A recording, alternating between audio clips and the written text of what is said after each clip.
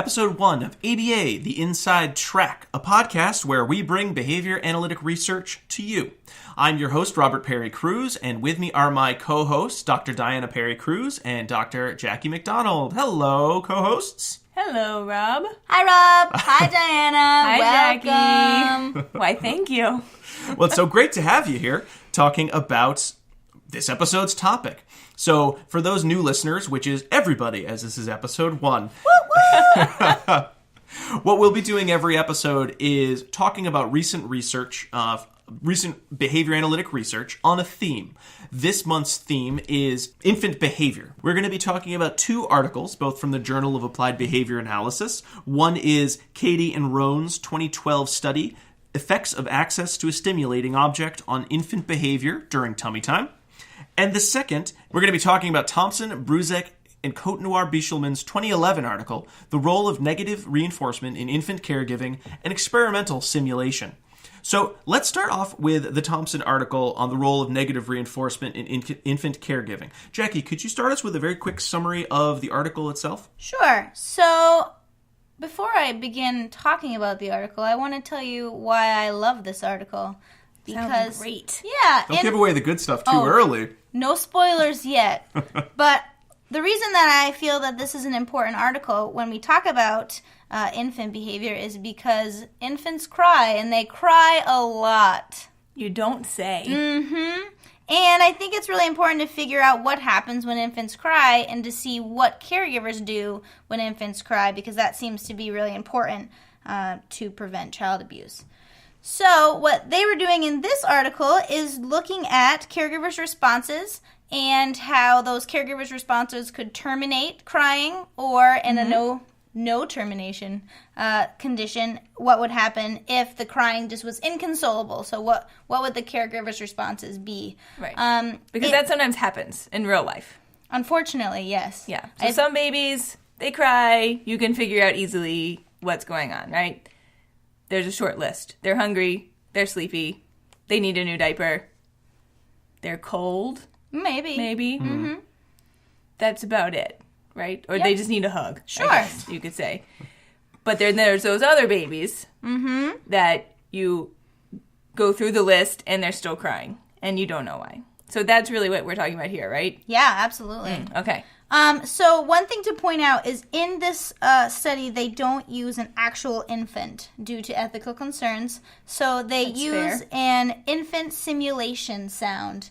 And just a tip for everyone out there that wants to know what this sounds like, you can actually purchase a CD on Amazon.com that will give you a variety of infant sounds from I'm a hungry cry, I'm a scared cry, I'm an inconsolable cry, and it lasts around 30 to 36 minutes. So if you don't have a baby in your house, but you want to feel like you have one, you can go and buy this CD. I have it at my house. Oh, you just turn it on. I just turn it on. You want to go to sleep with that. Yeah, and get used to it. Attenuate. They recorded an infant from one of their daycare centers who reliably cried for 30 minutes prior to nap time, with parental consent, of course. Gotcha. Yeah. So they have this cry. They have these baby dolls in a room. And so what they do is that the participants are picking up these baby dolls. They're doing a whole lot of caregiving responses, rocking, feeding, playing. And they're looking to see what responses maybe terminate crying. And what they found, spoiler alert, The spoilers. What they found is that for most participants, caregiving was shown to be controlled by a negative reinforcement contingency, but we had 2 participants who their caregiving responses were resistant to extinction. So that would be interesting to watch, actually, and maybe figure out some previous histories with them, but we'll see. So it's just really interesting to think about that and think about how that can, affect how we train parents. Mm-hmm. Well, Jackie, thanks for the summary. For those of you at home, if you're following along with the article, we're going to talk next about the general procedure. So, Jackie, would you go into what they do in this article? Yeah, so we had, all of our undergraduate participants. And so the participant would come in and the experiment would tell them that they were going to determine how adults responded in these situations of caregiving. and they told the participants to do what comes naturally.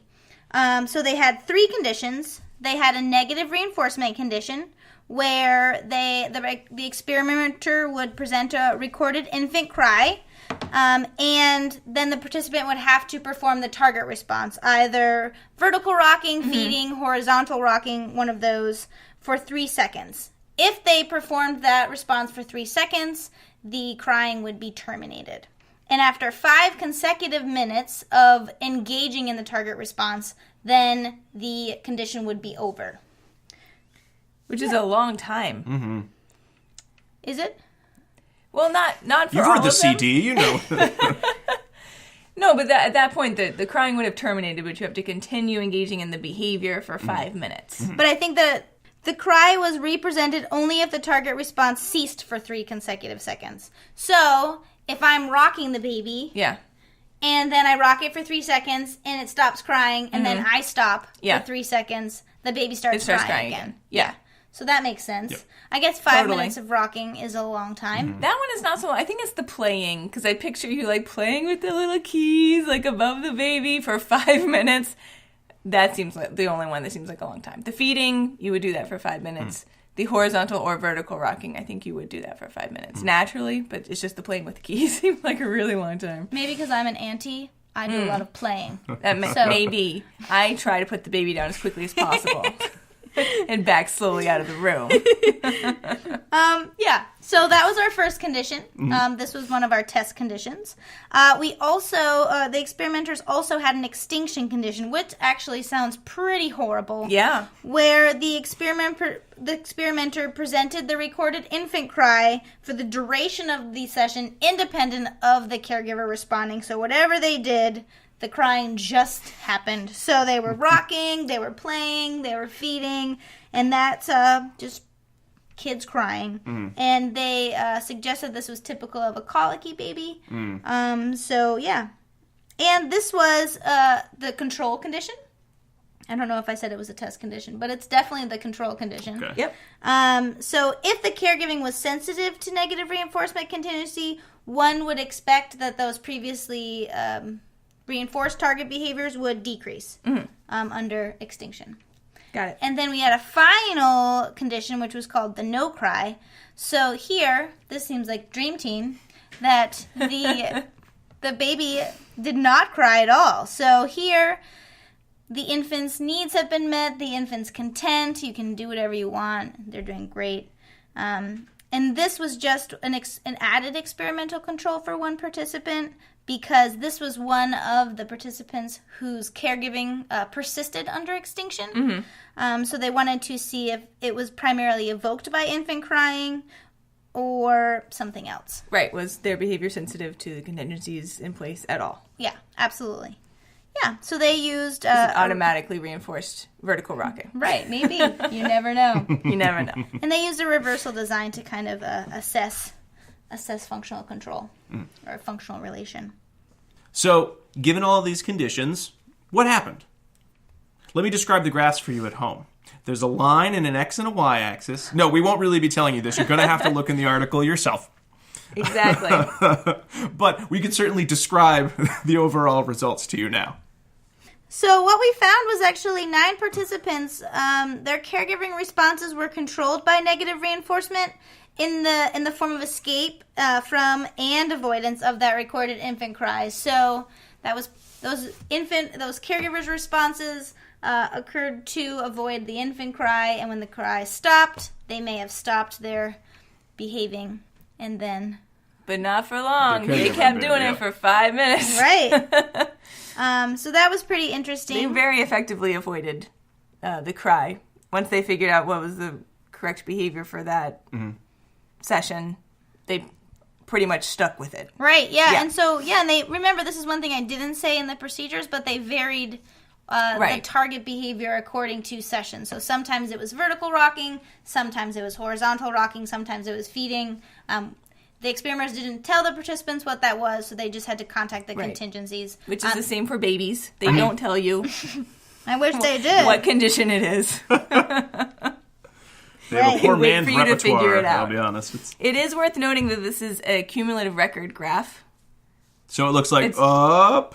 It's important for me because, I mean, I guess you could say the cumulative record graph is like the duckbill platypus of graphs. You don't see it very often, right? That's true. Mm-hmm. Right? No. And then, but the changing criterion design graph is the unicorn of behavior analysis. Nobody ever uses that. I hope that They're so someday cool, we too. can review one of those, but having a cumulative record is pretty special. Yeah, as well. It absolutely is, especially since soon it's going to be Skinner's birthday. He's going to be 101 years old. Oh my in goodness. ghost He's form. going to be 111 years old. Oh yeah, just kidding. 111. That's a pretty special one. It's on my 111. Yeah. He's going to come back. He's going to be our next guest. Our only guest. You're shooting high. What do you think, Skinner? Whoa, Ooh. Great. So these graphs are lovely, just straight up vertical on the diagonal line, pretty much. In that they assessed the contingency once it was in place. They stuck with that behavior. Mm-hmm. Right. The behavior was clearly responsive to reinforcement. Except for 2 participants. Right. So when you're looking at one of the last figures, you can see that 2 participants showed that their behavior were highly resistant to extinction. And Diana, what does that mean for our folks at home? What does resistant to extinction mean? Well, Jackie, if a behavior is resistant to extinction, then it would continue to occur in the absence of the reinforcer that was previously. Absolutely. So in this reinforced case, what that would look like if they had a previously reinforced response, such as rocking horizontally in one session, and then that response was changed to rocking vertically, the participant would actually continue rocking the baby horizontally for the whole 30 minutes, even while the infant was crying, which sounds like a murderous nightmare. Mm-hmm. But yeah, I guess that's what happened. So yeah. All right. So in that case, 2 of the participants did not demonstrate experimental control because they had those highly behaviors that were highly resistant to extinction. Did they have any? I don't recall, but did they have any kind of hypotheses as to what might have been going on there? Or was it just a fluke? It's hard to discern from the graph why that could be. What I wanted to look up here was there was 3 of the participants were parents, and one of the participants reported that she was the mom of 2 colicky babies. So I was sort of interested to see if that might have had an effect on her behavior, but however, that was not one of the participants that showed resistance to extinction. So what the article suggests is that these 2 participants that had prolonged exposure to extinction and still engaged in the responses that were not leading to reinforcement, maybe they just didn't know another response to do. So that was one of the things that they talked about in the discussion is part of parent training should include, here are the many ways that you can move your baby around. I know when I hold newborns, I just hold them in one spot, and if they move, I freak out a little bit. So I think giving me a newborn and telling me to go with it, I might actually just continue to horizontally rock that baby until the cows come home because it's scary to put them upright. So that might be a good aspect of future research, looking at how we can train new mothers in hospital settings, the different ways that you can soothe your baby. That's a good point, Jackie. In this study, did they... I hope you keep that. Hey, she just said I had a good point. That is a really good point. I know that they do that to some degree. I remember learning about like the football hold, where it's a particular way where you hold your baby's head in your hand and like drape their body over your arm, which is supposed to be really good if they're crying. But there's not a lot that's really given when you take your baby home. In this study, did they tell them ahead of time what the responses were going to be? Nope, they just said do as you normally would. Okay, so maybe these 2 participants had no previous experience with infants. Right. But we don't know. Yeah, we don't know. Okay. So now that we've gotten into the gist of the article itself, what kind of jumped out at you about this research? Whether it's the line of research, limitations, questions that you still had that were unanswered. What I think I would like to see is one of their future areas of research is to actually use those dolls that you get in high school Yeah. to see real life caregiver behavior. Because in the instance of here, it's only 30 minutes. You know, you're playing with a baby doll. You have these strict things that you can do with them. But you're going to see more instances of, you know, what we'd call abuse if those baby dolls are, like, crying in the middle of the night or crying at the grocery store, because those are when the EOs for such things are going to be more potent, I think. Yeah. And they didn't, in this study, track other types of perhaps challenging behavior on the part of the participants, so we don't know. We know what they weren't doing. What would you think when you say challenging behavior? What sorts of behavior would you? You know, like sort of be some type of stress response on the part of the caregiver. Like they could either measure something, or they could look at grimacing or cursing, or maybe common parenting technique. Moving the baby too brusquely. Yeah. Things like that I think would have been interesting to see. Did those start to come into play the longer that the baby cried? Sure. And I think that would be relevant in terms of, Jackie, like you said, line of research of or line of application. Absolutely. Training parents, because you know when you think of parents getting frustrated with their babies, they're not, this kid's crying and I'm now engaging in these other. I mean, it's very affected by, it's the middle of the night, or I just did this 20 times in a row. Absolutely. And I'm not outwardly showing any signs. I'm just sweating more, or I'm bulging out. You know, but signs that would be good to notice or to be aware of. You know, in your own behavior and the behavior of your partner. Absolutely. Yeah, and it's important because, well, if you think about developmental psychologists, this isn't a problem, right? Because it's so short term, right? So infant crying happens for the first, 6 months, 3 months. It's like 18 to 22 years usually get a lot of Right, yeah. But, you know, it's not tons, so we all know we're going to outgrow this horrible phase, but that doesn't mean that this horrible phase isn't something that we should really, you know, help to improve the lives of parents and babies. Well, and as a new parent, it is nothing like you've experienced before. It doesn't feel like this will end. You don't have an end date in time, and it's like when you know, people can tell you, "Oh, don't worry, this too shall pass." But you're not living with this baby right now. Once if you have multiple children, you have that expectation. You have a bit of a better sense of what you expect from the baby years. But again, every baby's different. You could have a colicky baby, whereas the first one was a perfect angel, and you almost have to relearn your parenting skills. So I don't think it ever hurts to have a refresher course or a course of almost study of, you know, what should you be expecting, what should you be looking for, what are the signs in yourself, in the infant, what could you see if you're not properly trained, or if you're not able to deal accordingly. Absolutely. Yeah. I think that panic really starts to set in when you have exhausted all of your tricks. You know, when you've tried everything that you know. Up, down, side to side keys, feeding. What is it? Up, down, left, right, left, right. That's Nintendo. That's a different thing. That's not what you're talking about. No, he's talking about the responses here. Oh, sorry. Rocking, I thought you were trying vertical. to... I know I'm not the PhD on the podcast, but I do think about things other than video games. I thought you were trying to get all your lives on Mario or whatever. What was that the key to? Up, down, left, right?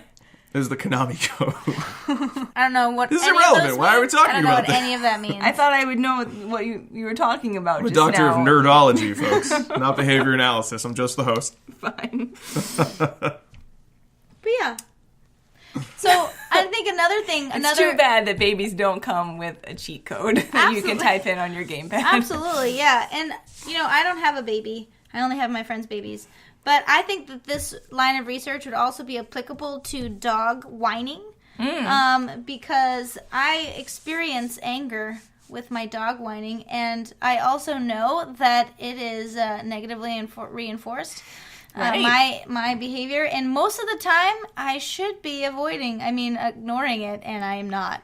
So it's gotten horribly bad, especially on weekends after 7 a.m. So I think that's another line of research that we could look at too. Bring Absolutely. Well, this just happened to me today with whining as well. So it's not limited to infant crying, but 4-year-old whining seems to produce the same types of responses. Yeah. In me. You try everything to get it to stop. I just want it to stop. Yeah. Like, immediately. Mm-hmm. Yeah. And we're all certainly practitioners, right. And I feel like I don't have a meeting with a parent that doesn't have some variation on this theme. I understand why you're doing everything in your power to make this behavior stop. Because, it's man, incredibly aversive. I know you want. Yeah, it's very aversive. Absolutely.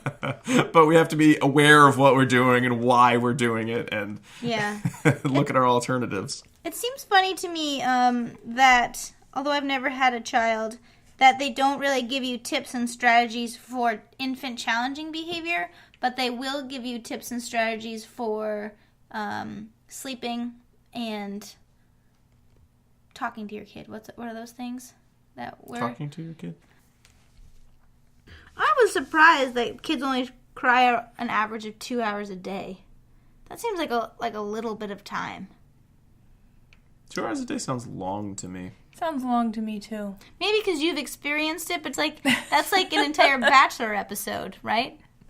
Like, I can watch The Bachelor and have a baby be crying, and then the rest of the day, the rest of the 22 hours... It doesn't work that way, though. It's distributed. Right. But it's really hard to listen to a baby cry. It is one of the more aversive sounds because it is paired with a lot of... Pretty much every aversive sensation you've ever experienced is tied up in that because you've got the sense of something bad could be happening to this baby. This cry is signaling all of the worst possible things that could happen in the next hour if they don't stop crying.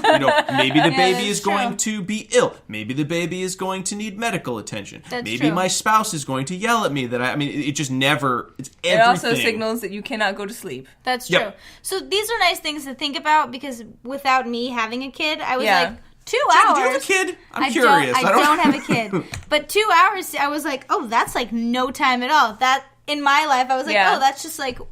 It's like a visceral reaction. Part one and You're part like, two. Make it stop. Well, make it stop now. You're also talking about a behavior that is much more intermittent. If it were, your baby's going to cry from 12 to 2 for 2 hours, I think every parent would be able to handle it because it's like that's very clear. Your baby's fine. You know it's going to be done. It just happens. It's just a reaction of growth, of maturation. Mm-hmm. But when it's you don't know when it's going to happen. Right. That's an average. And you don't know how long it's going to happen. God forbid the poor parents said, my baby's never cries. They're always really quiet. They stop crying in a second. And then for whatever reason, they become colicky. Or for whatever reason, they're ill and they start crying a lot more. They're not prepared for that change in their baby's behavior. And just like any of us, baby behavior will change based on, factors in our environment. Yeah. And I think that some people go into parenting with the expectation that you're going to be able to meet your baby's needs immediately and that they should never cry. And the nurses do say that to you. They say babies cry. Sometimes babies cry.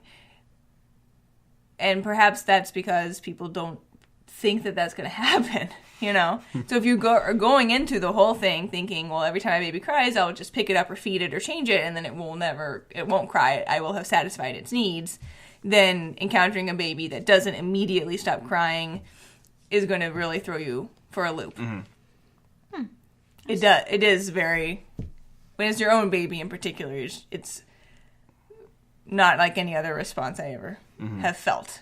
Well, I would say even with, sleep training, if you're a parent who's following the cry it out method, which is not, if you don't have children or you're a new parent, cry it out is not just let your kid cry forever. Don't worry about it. It is something that you are kind of almost shaping their returning to sleep behavior.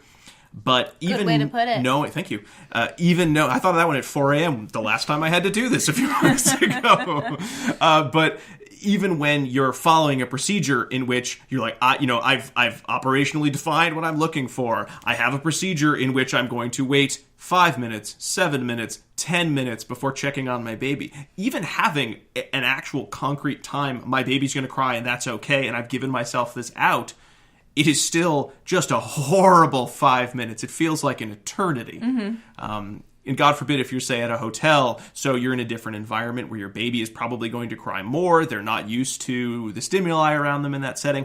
But you're also wake now... everyone else in the hotel up. You're suddenly dealing with that aversive. Someone's going to come yell at me. Someone's going to physically accost me because my baby's crying. My other children will wake up and want to watch TV. it is really a snowball effect, and it is kind of funny to think about having a sense of what's going on in this basic parent reaction. And no parent is going, my baby never cry. Every baby is going to, like you said, Diana, every baby's going to cry. You're going to cry. You're going to cry. Look under your chairs at home, folks. You have a baby under there. He's crying. He's crying. For the next 2 hours. So you can't watch the Bachelor season finale. Sorry.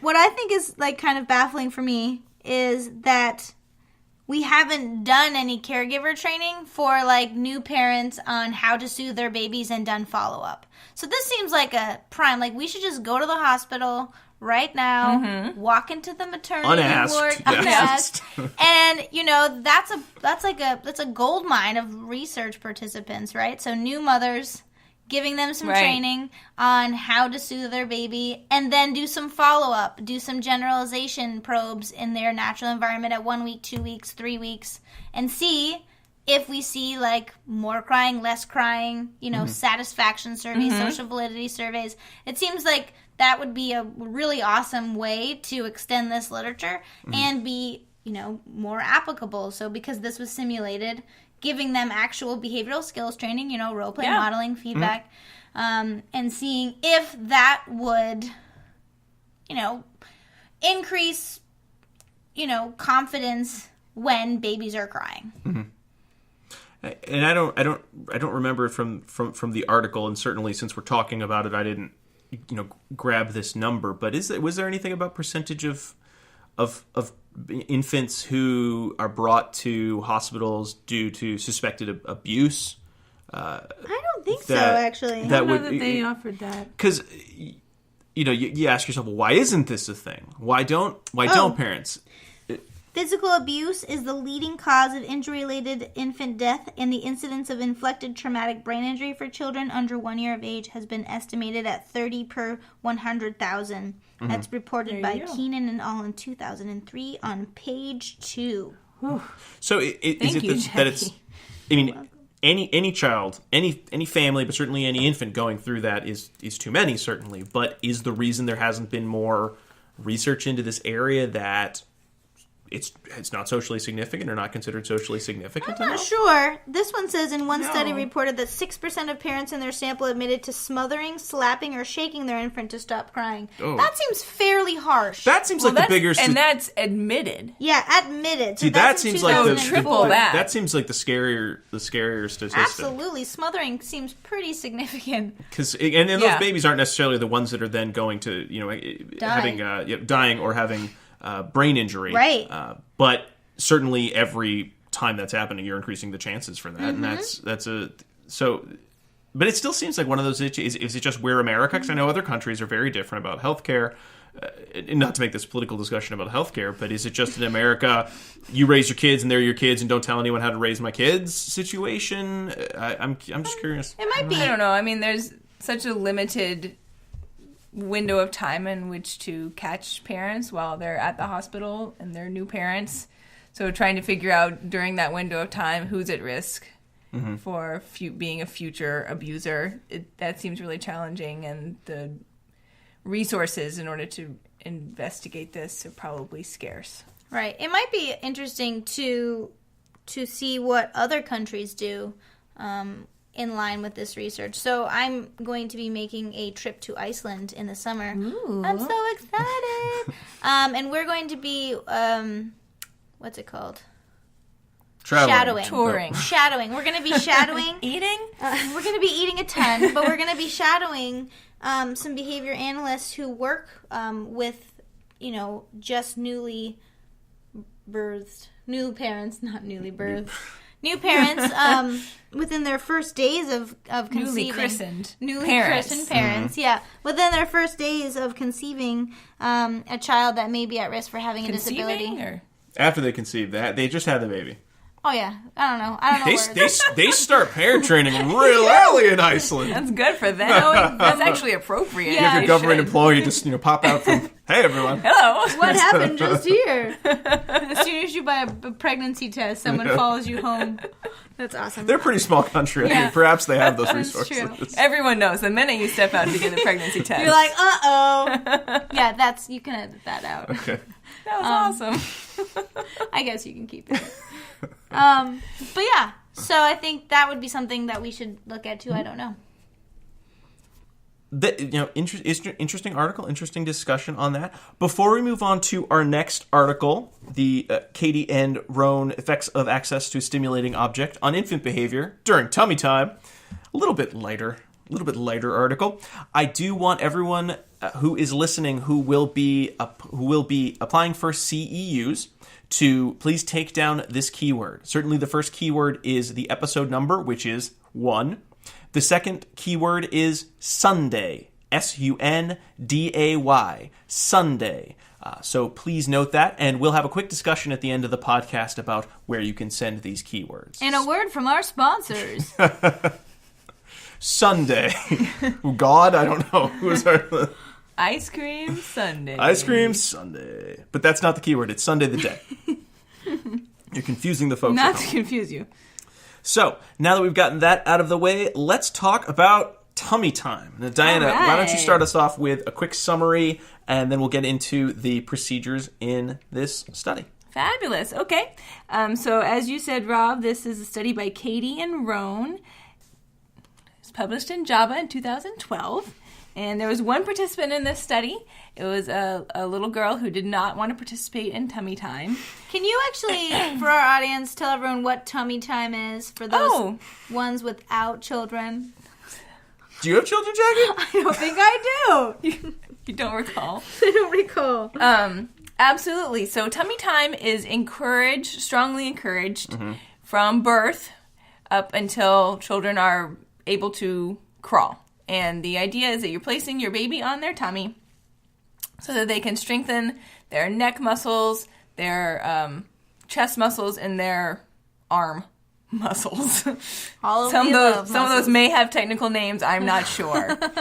In the past, babies were put on their tummies to go to sleep, right? But that's no longer the case. We do not put babies on their tummies to go to sleep because it increases the risk of SIDS. Sudden infant death syndrome. Yes. So instead, babies are put on their tummies during the day in order to strengthen those muscles. Those muscles are important to further their gross motor development and lead to having the appropriate level of trunk strength and upper arm strength in order to crawl and then get into everything and start eating the electrical cords. Yep. So tummy time's kind of an invention of the past 15, 20 years because babies used to not need... Now, they didn't used to need quote-unquote tummy time because they just were on their stomach a ton. But based on the research into SIDS, you don't want to put your child to sleep on their tummy anymore, which means that they're now missing out on that. So much like many things with modern children, we now must schedule a time in which we allow it to happen. But this one, when you're talking about death risk, this is certainly one that is very, very reasonable expectation. Right. The only problem there is that babies don't like to do tummy time. Kids these days. I know. I used to love tummy time. Me too. I would probably love it now. Take a good long nap. Sounds awesome. Babies don't like to do tummy time because it's hard. They're stressing their muscles. They're working out, you could say. And so they're feeling the burn when they're doing tummy time, and they don't want to do it. They want to they lay their head down a lot. They cry. The other, we talked about the SIDS risk, but the other piece of putting their babies on their tummy when they are awake is that it helps to prevent them getting a flat head in the back. So because they're asleep on their back and babies are asleep, I don't have the exact number, most of their day, let's say, then they're laying right flat on the back of their head, and it can get a little flat in the back. So that's also why you see more babies that wear those fancy helmets now, the little white plastic helmets. Have you seen those, Jackie? No. You're making a funny face. I have not. Are they like bicycle helmets? No, they're more like kind of wrestler.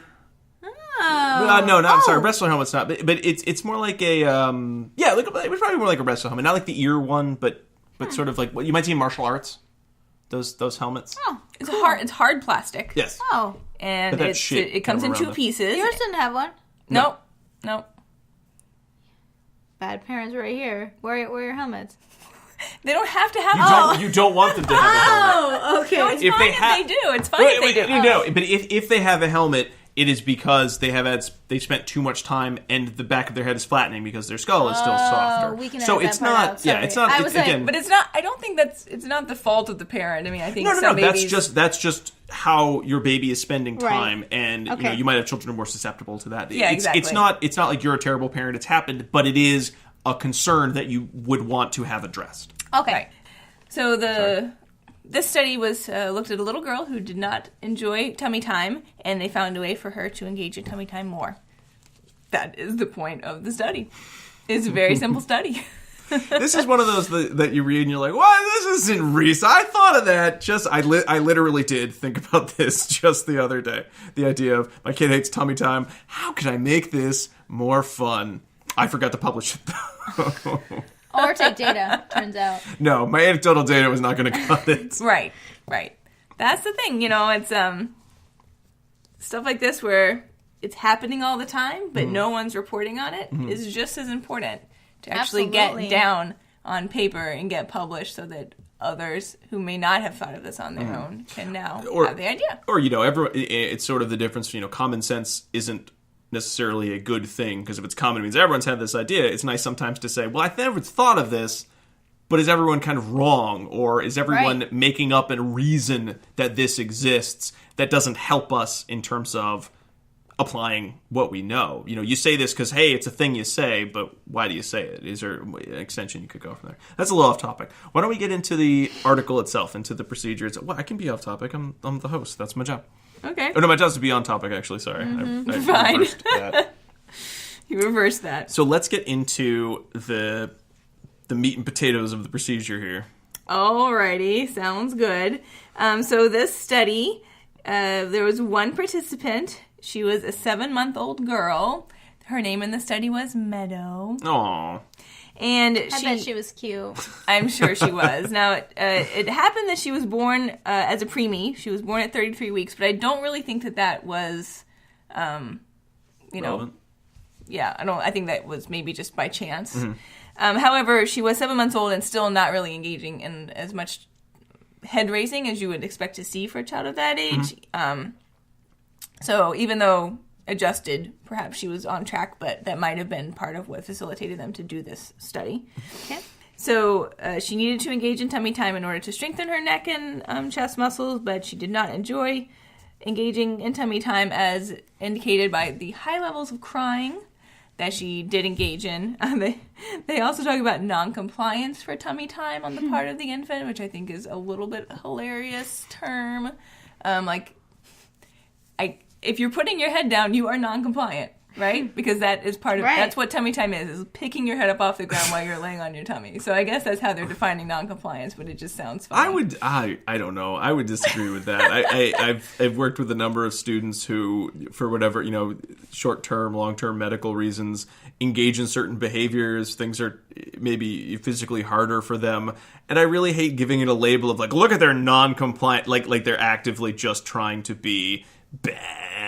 I don't. Well, the term has some problems. I don't love non-compliant. It always comes off as very passive. Like, they put their head down, they're actively, this is a behavior they're engaged in. Well, I mean, they physically can't keep their head up. That's not quite the same thing. Right. Well, as you'll come to see, that's my bias of the term, I suppose. They were able to have Meadow hold her head up immediately once they had the conditions right. So it's not that she can't hold her head up.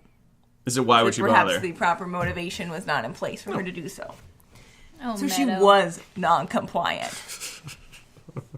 Just kidding. So what'd they do?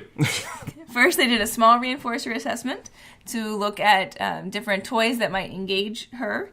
And the toy or the activity, I guess, that showed the highest level of engagement was a video made for babies. I have to think that it was like a Baby Einstein. Baby Einstein. Is that what they're called? Like Yeah. Where the they're playing Mozart classical songs, music and it has the flashing a puppets bunch and of all stuff, that stuff. I love I'm those. pretty sure. I mean, babies like seem to. It's like baby crack, those Mm-hmm. things. So I bet that's what it was. So they found that was the highest preferred item for Meadow. So they just had a comparison between two conditions: a baseline condition in which she was placed on her tummy, and they propped up in front of her just a white screen, and then a enhanced condition in which she was placed on her tummy, and in front of her was propped up a laptop or a video, maybe iPad, with the baby video on it. So they measured two things. They were looking at the level of negative vocalizations, which was crying, that she engaged in the two different settings, and then also the percentage of the session in which her head was up off the ground. And they found in baseline she engaged in a high level of crying and a lower level of elevated head. When they put the treatment condition in place, crying dropped immediately to 0 and head up immediately increased to much higher rates. It was a reversal design. They went right back to baseline. They saw a increase in crying, decrease in head elevation, and then they put the treatment back into place, which verified that the treatment was highly effective at increasing elevated head. This actually is a really nice example of a reversal It design. sure is, so if isn't you're it? ever teaching a class on what a reversal design looks like, I mean, this one's like spot on. It's a beauty. So this one is a really good example of how you can actually demonstrate functional control. Mm-hmm. Let me describe it to you. It's like real high, and then there's a line, and then it's real low. And then that And then it reverses. switches again. Thanks, Rob. Right. So, remember at home, we do encourage everyone, and we have links on our website, to read these articles yourself and bring your own conclusions. Take a look We're at the just graphs. here for It's the hard discussion. to describe a graph. Yeah, it No, is hard. I just did. It was really good. Didn't you hear? Yeah, thanks. And that is what we looked at in this study. Mm-hmm. They found an item that worked, and once it was in place, they saw an increase in head elevation, which helped little Meadow strengthen her core muscles. All right. So one thing I want to bring up as Sure. a potential, like, why is it like this, Mm-hmm. is if you look under the response measurement and in the inter-observer agreement, they only conducted inter-observer agreement in 29% of the sessions, and typically we want to do at least 33, right? And so that seems a little bit low, and they really only got inter-observer agreement for 84%, which seems fairly low to me. Especially for 29. Yeah, especially for Percent. 29%. So the range was 81 to 87. Yeah. And for negative vocalization was only 82% with a range of 74 to 90%. So I think I would have liked to see a little more stringent controls in the inter-observer agreement, only because I see that as fairly low when you're looking at something so simple. I don't know if it is simple, though. But it could be. If you have a really good operational definition that is both Of clear, your vocalization? concise, and objective. Thank you. Mic drop. Yeah. Okay. One other thing that kind of what is it? Hits my goat. What's it when people say? Gets my goat. Gets- goat. Grinds your gears. Right. Is that they say that their X values was calculated and multiplied by 100%. Oh, no. It's not Oh, 100%. God, yeah. Come on. We had to get that That's out tough. of there. Did they misuse there, or there anywhere in this don't article? think I didn't so, notice no. it. I'm No, this usually was pretty very good well at written that. It actually was very well written. The Okay. 100% though, man, that's a trend that needs to go away. I all right, agree. everyone at home, if you're researching, you're publishing research, please take out your percentage sign. If we don't do something now, it's going to become commonly accepted. So please make your stand. Right. That's the. And while we're talking about stands, you might want to stand by for our next keyword, which is croissant 01. Croissant 01. CROISSANT 01. So remember, that is your second keyword. So let's continue talking. Sorry to interrupt with that, but let's move on. Let's keep going on with our discussion. I wonder how we could extend this research. So we've looked at tummy time. Do you think there's any way that we could replicate, obviously with the more participants, more babies, but also extend this research? I have another area that could potentially be problematic for parents, which would be bath time. Oh. Lots of babies hate bath time, particularly when they're young, because I don't know if you've ever seen a baby bath, Jackie, but it's like... I haven't. Why not? I'm just kidding. Because I don't have children. So it's like a big plastic thing, and then in the middle of it, there's like a baby seat, which is maybe plastic, or sometimes it's like a fabric sling thing, and then you fill it up with like tepid water, like an inch of that, because you don't want your baby to drown, right? And then you put your baby in there naked, and no part of the baby is even touching the water. So they're just like laying there, like exposed. I mean, imagine sitting in your own bathtub with about an inch of water under you, and that's your bath. You're going to wash yourself. Oh, that sounds like the worst day ever. Right. And they have no idea what's happening to them. This has Absolutely. never happened before, and they're very cold, and then they're wet, and then they... Why does this we don't need to talk about this now, but that sounds horrible. That's just, that's the baby bath. Okay. That's the experience. So a lot of babies don't like it. So this would be a really good way to extend this research, is to see if we could find a preference assessment that would improve the quality of bath time. Yeah. Yeah. It might be Baby Einstein videos. It might be. Get a TV in your bathroom, everyone. Yep. Just plug that in, put it right on the corner of your bathtub. Super safe Leave for your baby. baby. Just go do something else for a while. And then put the We hair do not dryer there, condone too. whatever Rob just said. Well, this study also bears replication, certainly. Absolutely. It was only one participant, Right. and it worked really well for her. But I would like to see, there might be some parents who would be very cautious about showing their 7-month-old TV. Absolutely. Which is completely understandable. So I would like to see this perhaps replicated with some other types of stimulating items as well, to see if we couldn't expand the repertoire of potential distractors. Yes. I think I wouldn't be too worried about it in terms of, say, harmful reinforcer or using harmful reinforcer, because I think a lot of the screen time recommendations are not so much it's frying your kid's brain, so much as it is so easy because it is apparently Slippery reinforcing even to a 7-month-old Right. Yeah. to be like, hey, you seem to love this TV, and it is easy and passive for me to now parent you. I think that is... Plus, babies don't learn anything from this. No, Right, it's a exactly. failure of learning. They're just sitting there, just like young children. They're just staring at the TV. Now that works out for tummy time because you just need them to be staring at something. To do that, Right. they have to lift their trunk. They have to lift their head. So it works in your favor. But I would also be curious: could other more active parenting toys have a similar result? Because ideally, that would be perfect. You get your child doing tummy time. You're interacting with them, and you're giving them something that potentially they could reach out for, have other learning experiences occur at the same time. No, I tried this with the water mat that we bought for our 7-month-old. It's a mat.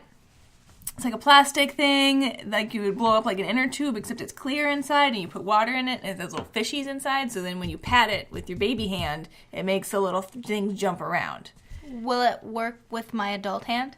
Yeah. Oh, yeah, you it can works play with with your it. adult hand, too, but it's intended for baby hands. Oh, okay. Yes. Just making sure, just clarifying for our audience. Yes.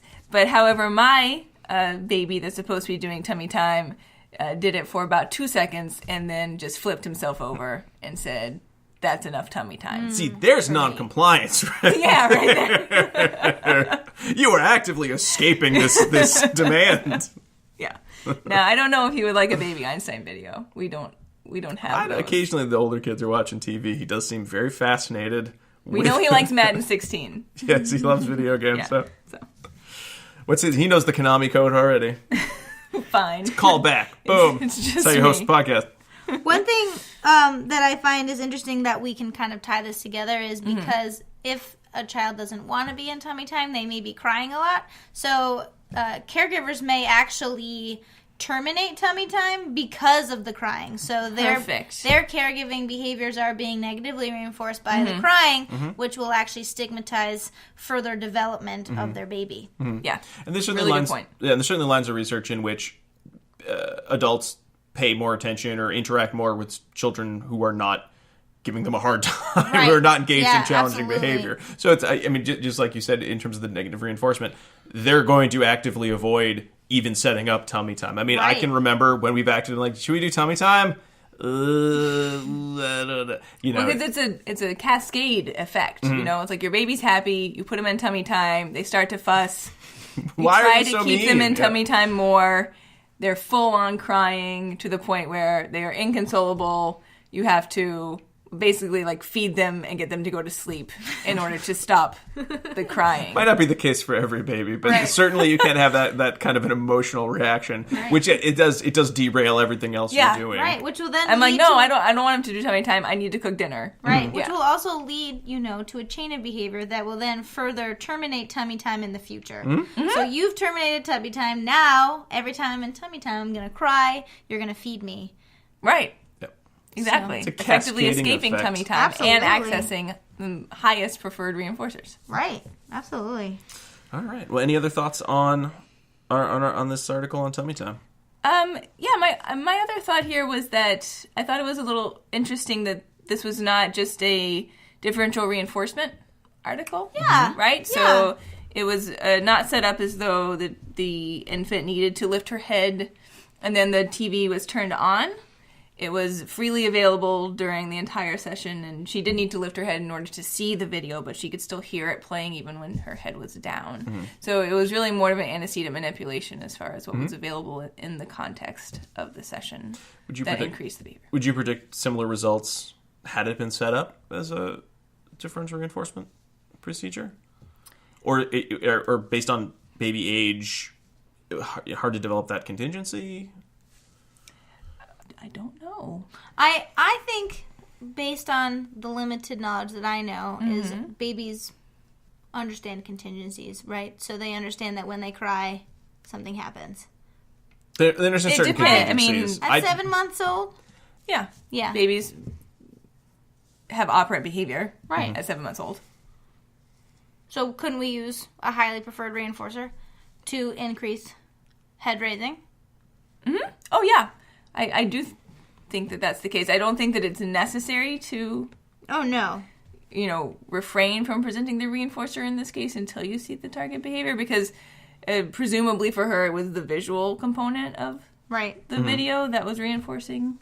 But for another baby, it may not be. Right. And then they could just lay there and listen to music and they would be content. Put your face on the floor, being non-compliant. Just listen to your baby Einstein. Yeah. Or Mozart. So I thought that was just an interesting component here, that it was a That's a good point. antecedent manipulation versus a reinforcement. Excellent. Right. Yep. Well, it's time to move on to our last segment, the dissemination station, where we sort of talk about some topics or ideas related to our research, but not necessarily directly reflected in the articles themselves. So, again, our topic being infant behavior. We have a couple thoughts on that. So Diana, what's your stop on the dissemination station today? Choo-choo!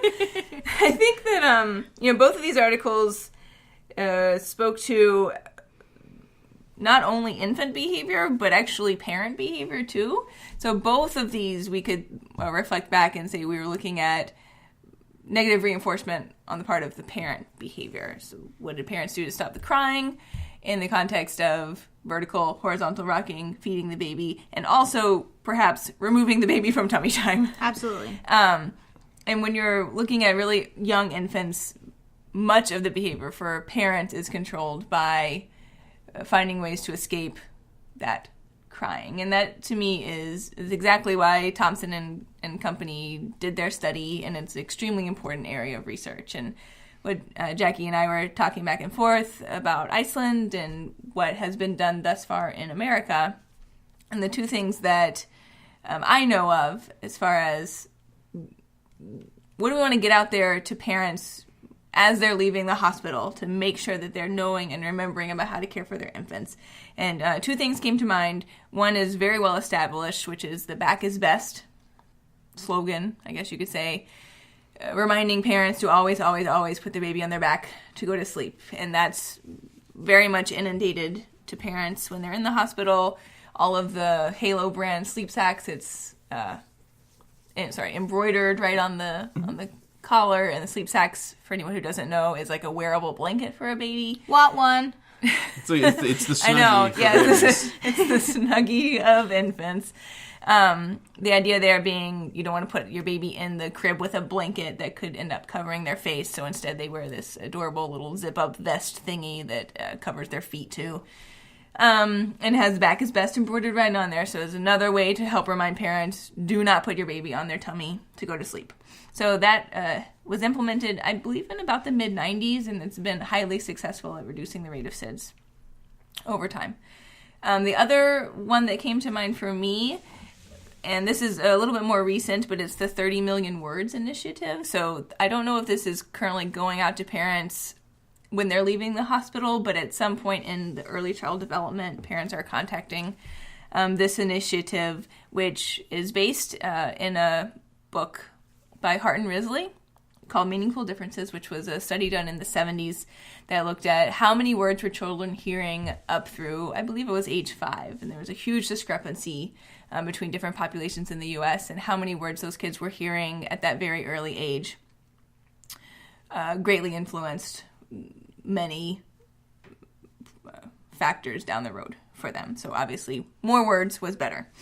So this is a recent study that's piggybacking on that research from long ago called the 30 Million Words Initiative, and they have their little slogan is the 3 T's, which is tune in, which means listen in to your child, talk more, so let them hear a lot of words, a lot of different vocabulary, and take turns with them, so practicing that social reciprocity and talking back and forth with them. And the idea there being that if parents can remember these 3 T's, then they can hopefully drastically increase the number of words that their children are hearing before age 3, when their brain is just ready to suck in all of that. Is the behavioral term your brain sucking? Yep, it is. Yep. There's actually a little spot in your brain that's taking in language. No, wait, no. Noam Chomsky, thanks so much for joining us today. No, if you put 3 T's in the internet, you'll get TJ Jackson, Tyrell Jackson, and Taj Jackson. They're all vocalists. Just as a side note. Thanks, Jackson. They are unrelated. They're an American R&B pop music group. Featuring the 3 sons of Tito. Wow. Tito Jackson? Tito Jackson. Oh, wow. Well, that's really good to know. Well, I like either of those 3 T's are better than sort of the 60s version with the tune in, turn on, drop out. Ooh, I didn't even know this. Yeah. Yeah. That's counterculture kind of old-timey Yeah. stuff. That was the problem. These baby boomer parents. If it's not the babies, it's the elderly. Who is that? Who said that? Kara. The Kool-Aid test guy. Kara. Oh, yeah. Kerouac? No, not that Kool-Aid man.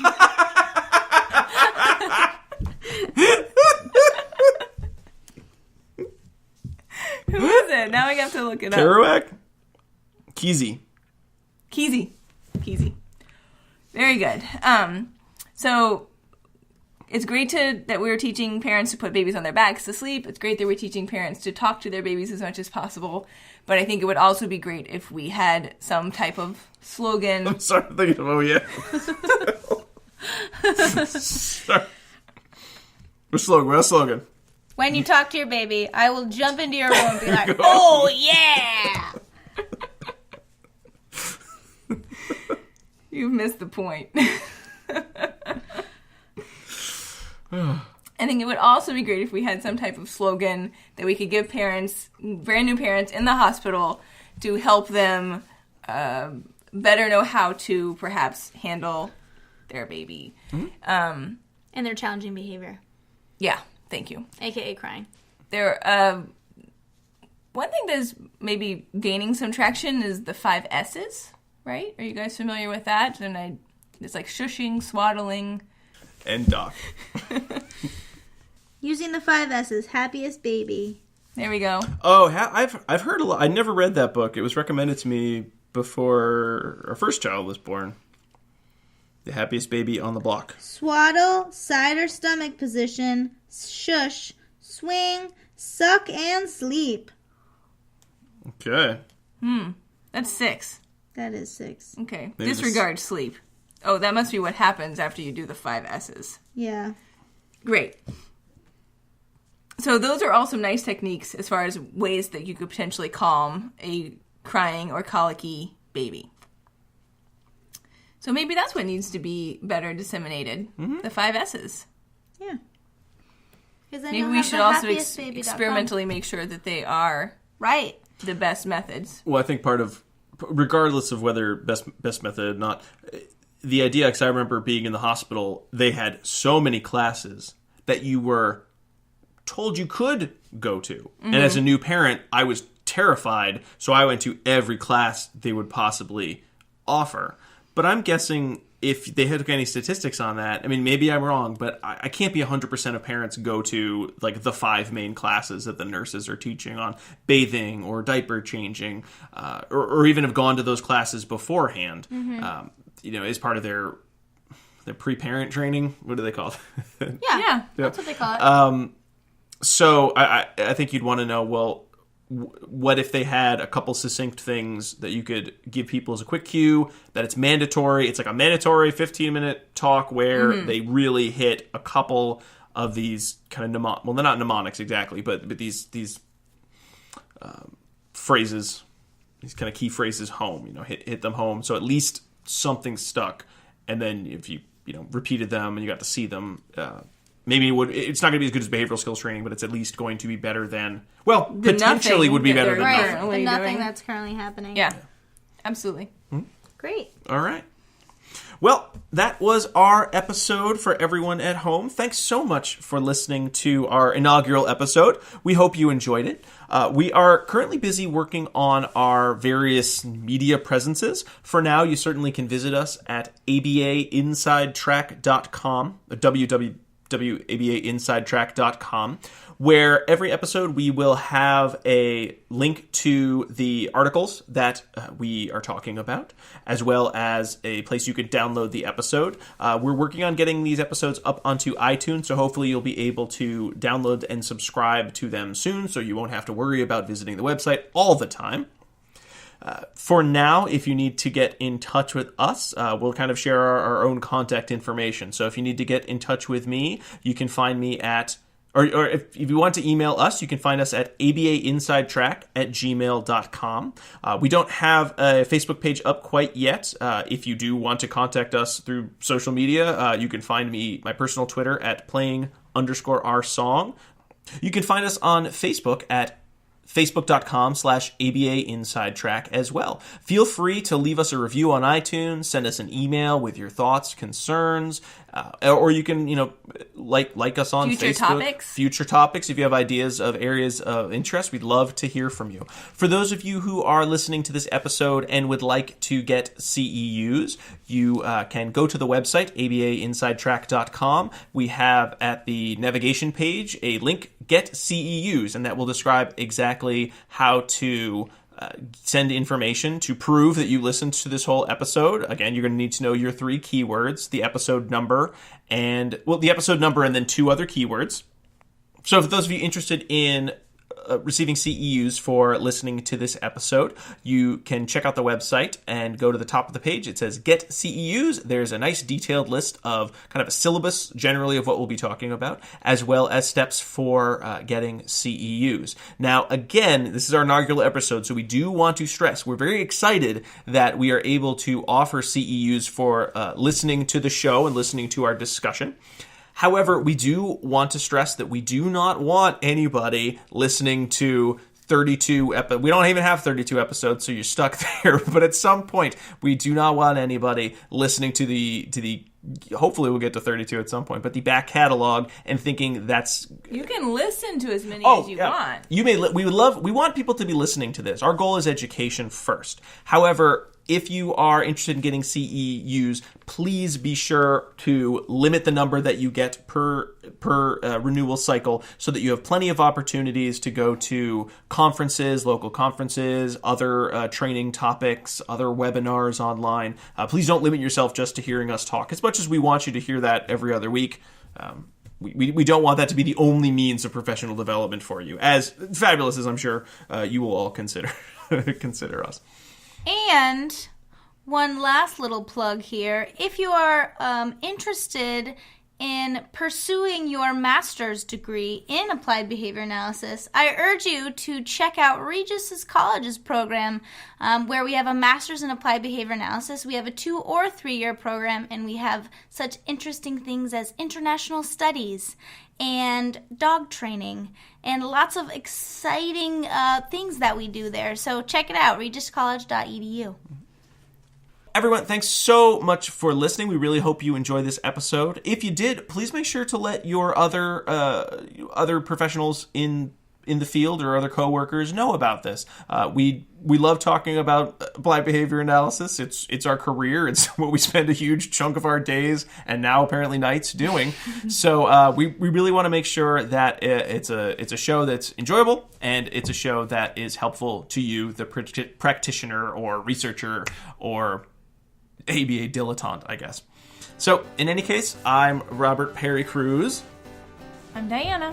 And I'm Jackie. All right, we'll see everyone in 2 weeks' time. But until then, remember, keep reading.